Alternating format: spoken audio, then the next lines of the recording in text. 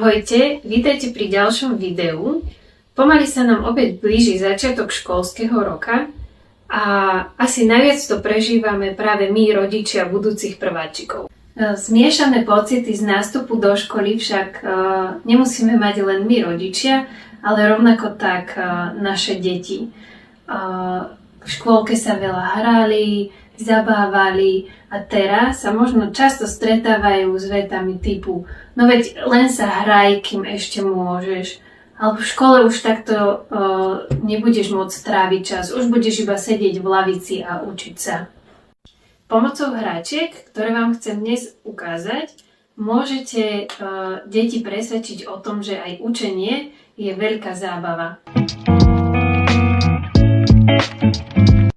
Druhý dôvod, prečo som si vybrala práve tieto hračky, je to, že ak dieťa nerozumie to, čo mu slovne vysvetľujem a nepomôže mu to ani nakresliť, veľmi mu pomôže, keď to uvidí naživo. A keďže slnečnú sústavu napríklad asi len tak ľahko naživo neuvidí, výborne nám na to poslúži takýto model, ktorý nám presne znázorní to, ako sa planéty otáčajú okolo Slnka.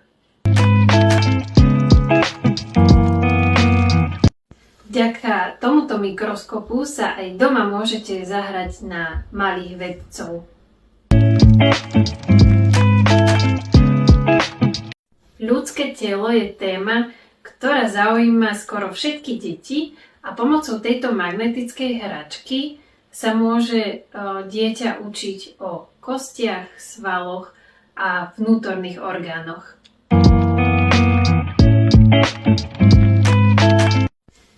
Myslím, že zvieratá je rovnako obľúbená téma ako ľudské telo, preto som vám ako poslednú vybrala túto spoločenskú hru, kde sa dieťa pomocou indícií snaží zistiť, o aké zvieratko ide. Je to naozaj veľmi zábavná hra, pri ktorej sa dieťa o tých zvieratách naučí množstvo detailov, ktoré možno doteraz nepoznalo.